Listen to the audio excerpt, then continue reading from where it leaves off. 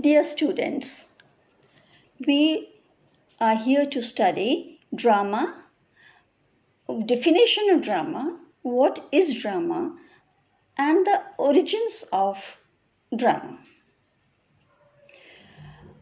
Drama is a type of literature usually written to be performed. Drama is a literary composition meant to be staged.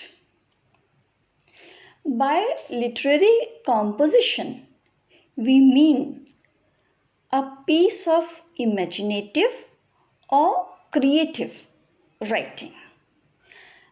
The term drama is derived from the Greek word which means to act, to do, or perform. Aristotle's Poetics deals with dramatics. Aristotle was a philosopher and an educator in 4th century BC. He is also known as father of Western philosophy. Aristotle's Poetics is the earliest surviving work of dramatic theory. Dramatic theory is a term used for works that attempt to form theories about theatre and drama. Ancient dramatic theory includes Aristotle's Poetics from ancient Greece and Bharat Muni's Natya Shastra from India. So, the main lines of Western dramatic theory were laid out in Aristotle's Poetics, which dates back to 4th century BC. According to Aristotle, the aim of drama is to instruct and delight the spectators. He says that drama is an imitation of human action. Webster's English Dictionary says or defines drama as a composition in verse or prose intended to portray life or character or tell a story, usually involving conflicts and emotions through action and dialogue, and typically designed for theatrical performance. Now, coming to the origin of drama. Drama originated in ancient Greece during the festivals of Dionysus, who is the god of nature, fertility, and wine. There was much ritualized dancing and singing. The earliest origins of drama are to be found in Athens, where ancient hymns were sung in honor of the god. These hymns were later adopted they were adapted for choral processions in which participants would dress up in costumes and masks. After some time, certain members of the chorus they evolved to take special roles within the procession. However, these individuals were not yet actors. Two types of plays originated from such celebrations. They were tragedy, when represented the serious side, and comedy, when represented the lighter side of human life. Thus, Sophocles perfected Greek theatre and drama.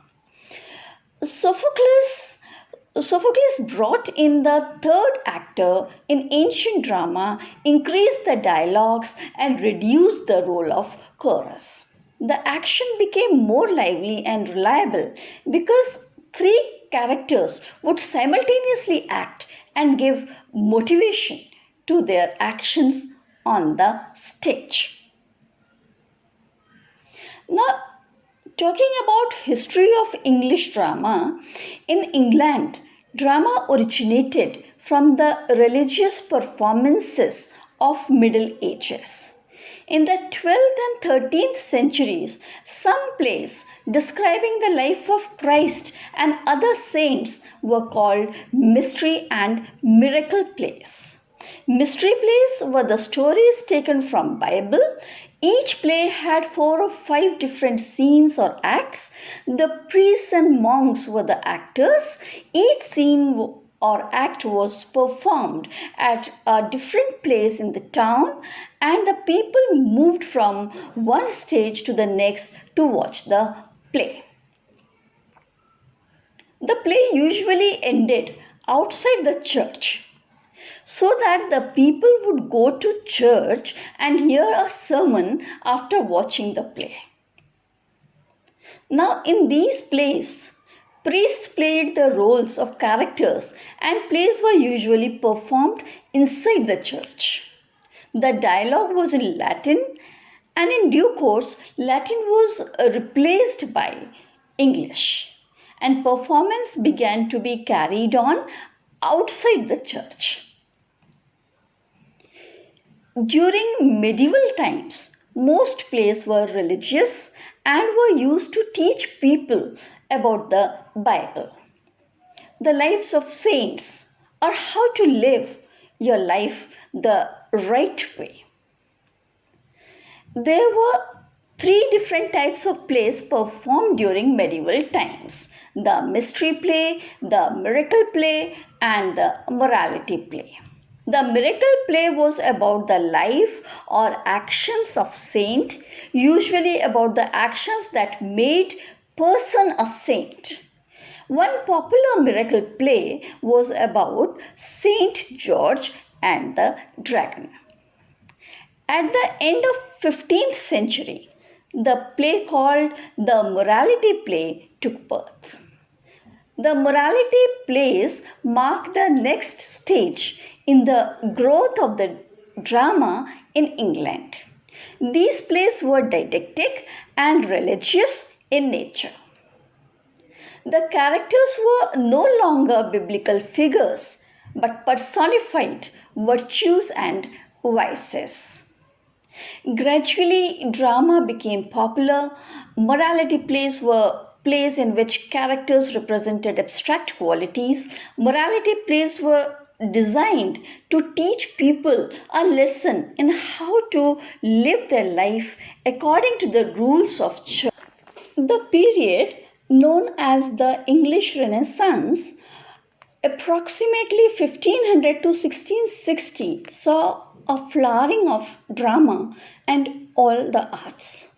The works of Roman philosopher Seneca were an important model for English tragedies in the 16th century. To English dramatists struggling to impose form and order on the shapeless native drama, Seneca seemed to offer an admirable model. His tragedies contained abundance of melodrama to suit the popular taste. Thomas Kyd wrote his famous melodrama Spanish Tragedy. It's a revenge tragedy.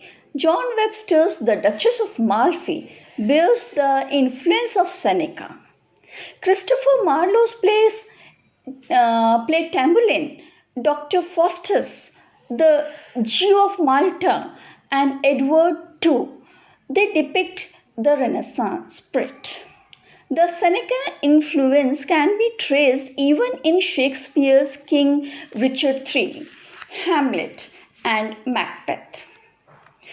Thomas Kyd and Christopher Marlowe, they were popularly known as the university wits. They prepared the ground for Shakespeare. The Elizabethan drama reached its highest point in the works of William Shakespeare and Marlowe. After the Renaissance, the terms comedy and tragedy remained fundamental, but dramatists subdivided them and developed new forms as well. While tragedy explores the profound philosophic questions of good and evil and place of human in the universe, comedy deals with people in their social aspects and personal relationships. This split made comedy the more appropriate form for social commentary, and criticism, as well as for simple amusement. The Puritan attack on drama led to the closing down of all theatres in England in 1642, and this led to the steady decline of drama during this period. During the Restoration period, restoration of monarchy in England in 1660, drama revived again. The spectators that attended English theatres during the 16th and 17th century are vastly different. This difference caused major cultural changes in all aspects of theatre. In England, during the 16th century, theatre was for common man. During the 17th century, the Restoration, the majority of those that attend the theatre were the wealthy and noble. The Restoration plays were mainly comedies. They were modelled on the realistic comedies of Ben Jonson. They were known as comedy of manners, about which we would later discuss. After the Restoration period, drama restored. The Victorian age saw the rise of problem plays. They dealt with the contemporary social problems. The works of Henrik Ibsen, Emile Zola, they belong to this category. Their works were realistic and naturalistic in spirit. Bernard Shaw was the advocate of the problem play in England. He employed drama as a medium for social betterment. In the hands of John Galsworthy, drama became a powerful instrument for social criticism. And in modern age, various types of drama are developed. In modern age, G.B. Shaw and Galsworthy were the greatest dramatists. This was about the history and how the drama developed. Now, in our next class, we would be dealing with Aristotle's tragedy, the Greek tragedy. Thank you. See you.